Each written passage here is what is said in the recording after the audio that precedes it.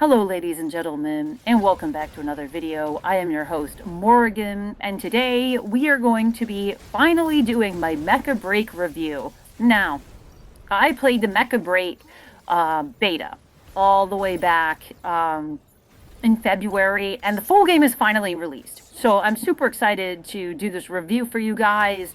And it's going to be a relatively quicker review. Like, I'm going to try to keep it within like the 10 to 15 minute threshold.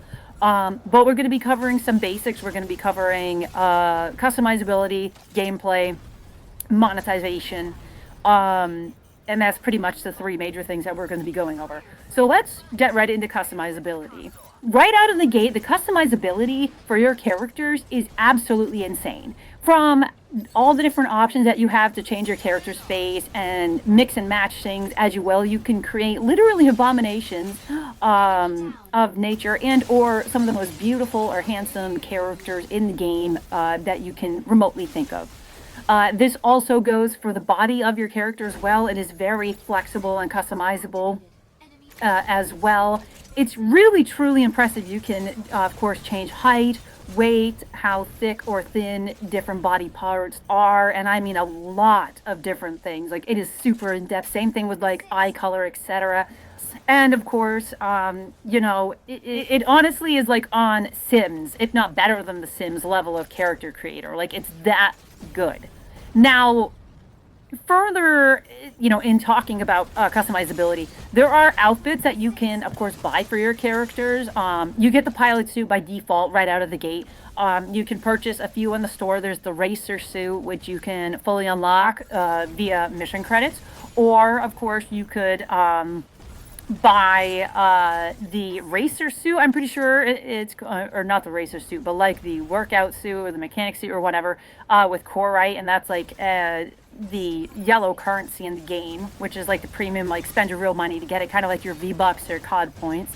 And so you use this currency to you know, buy those kinds of cosmetics or hairstyles, earrings, tails, like, you know, helmets, all the stuff that's in the store. You either use Corite to buy in the marketplace, which is real other players putting things up for sale that you can spend real life money on, or buying it out of the logistics area, which is the developers putting it into their own in-game store.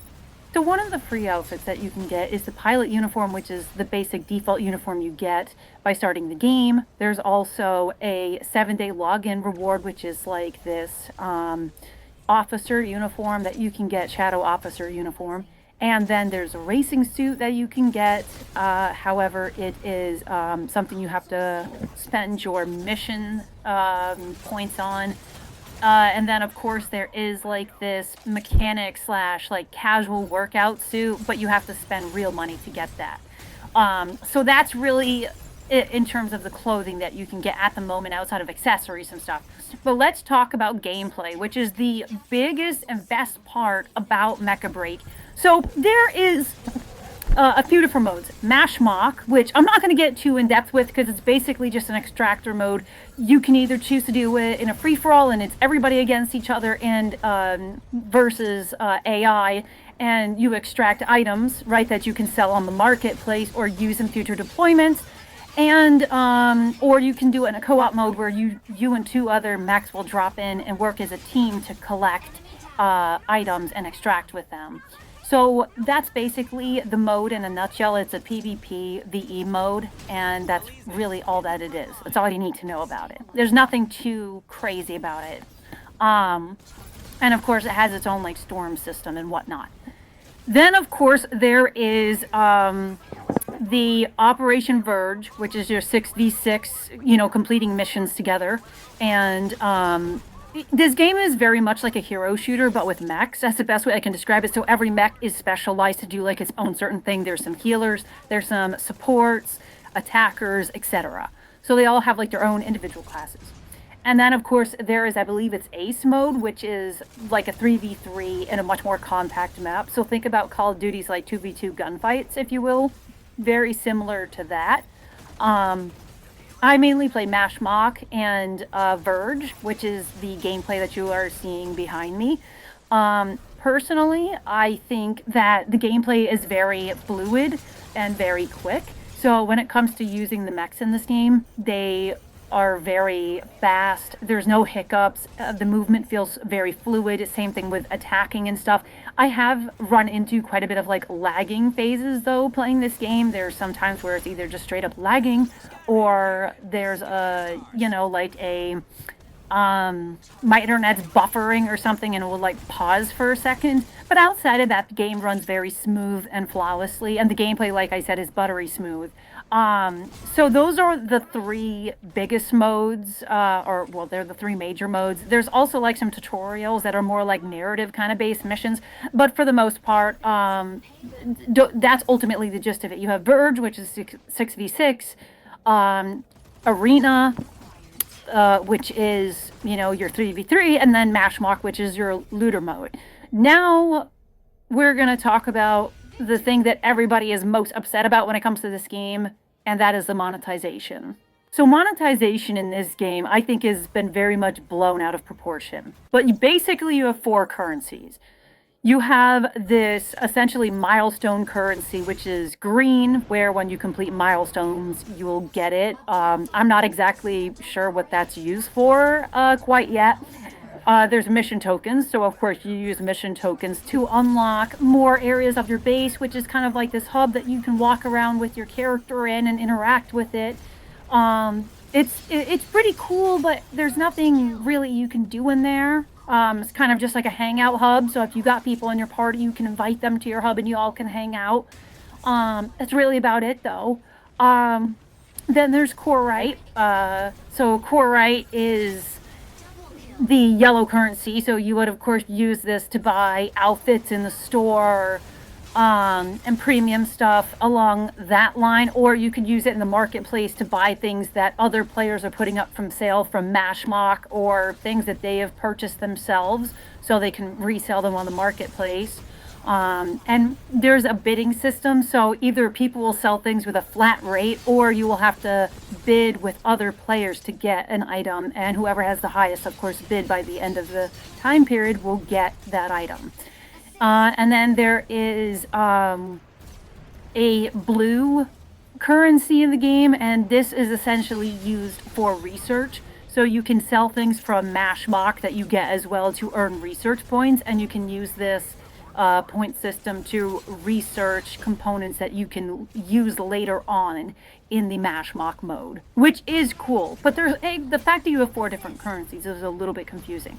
Mission points is very straightforward. You use it to unlock paint jobs or apply paint jobs to your character and to your mech. You use mission points to unlock more of your base via cards in the, I believe it's underneath the logistics tab, as well, of course, as other mechs, extraction rockets, healing stations and stuff that you can deploy.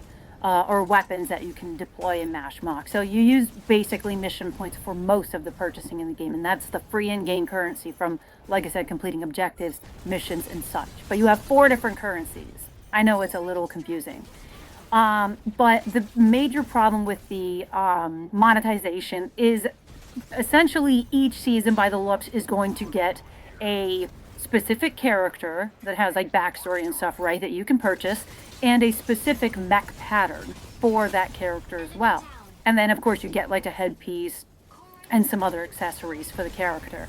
The problem is it is $50 for that premium character and premium mech. Now, the mech itself isn't better than the default mech. It just has cosmetic changes to it and like cosmetic finishers and stuff like that. That's a lot of money for a cosmetic. A lot of money. Now, granted, this is one of the many different customizations that you can do either for free or for a much cheaper price point, but it's still very egregious. And of course, they also have this contract called, I believe, the Matrix contract, and you get like a signing bonus. So basically every mission and objective you complete, you get double the score of what you would get if you don't have that contract. And it also unlocks a free mech for you. And I think that that's like $12 or $13 for the Matrix contract. And I think that goes till the end of the season. So that's the, monetization in a nutshell. And those are like the three major components. You have your customization, you have your monetization, your gameplay. So this is the time when I basically give you guys my thoughts on, do you buy this game or not? Or, well, play this game or not, since it's free to play in this case. So here's my thoughts. I think that you should definitely play this game and give it a chance. It's free to play, and you don't even have to buy any of the cosmetic stuff in this game if you don't want to. Most of it, like I said, is free and used with the mission points that you get, or the mission credits that you get, right? Most of the stuff in the game is free. It's just basically the premium operator that you have to pay for, but I can't see why people would want to pay for that anyways, personally speaking. I haven't personally seen anybody use the default character, either because it's too expensive or just because everybody's already made their own custom character, right? I mean, if you have this customization system, it would make no sense to use a character that's pre-made, right? So there's that. That's the first thing. The second thing I would have to say is, you know, there hasn't been many good AAA video games, and it's not going to hurt to try something free to play and just see if it's your cup of tea or not, personally. Like I said, I think that the game's gameplay is absolutely phenomenal, and the 3 modes is more than enough for a free-to-play experience, and chances are they will expand in the future, and obviously they're going to add more stuff in the future.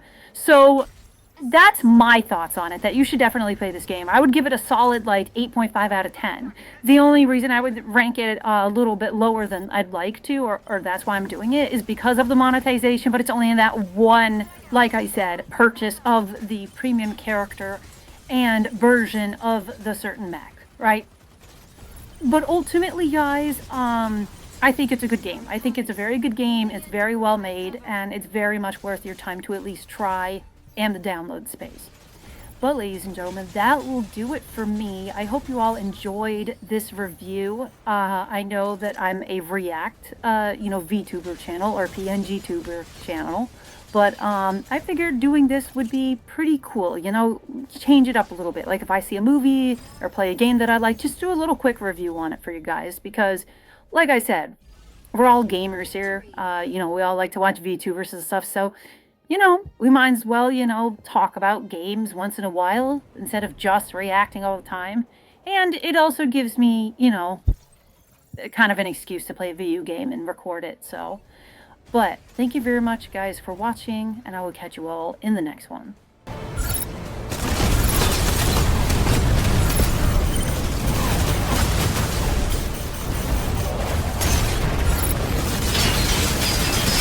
First kill.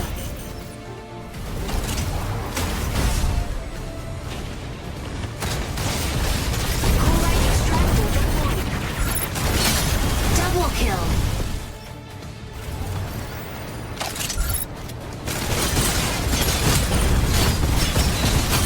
Enemy down. Chorite extractor deployed in 10 seconds.